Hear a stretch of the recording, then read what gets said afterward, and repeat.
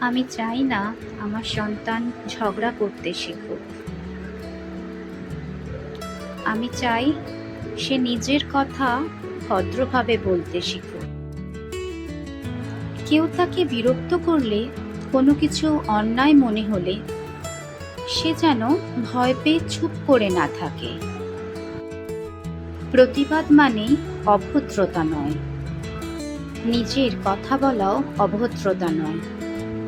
আজকের সময় শুধু ভালো মানুষ হলেই হয় না, নিজের পাশে দাঁড়াতেও জানতে হয়। শক্তি মানে কাউকে হারিয়ে দেওয়া নয়।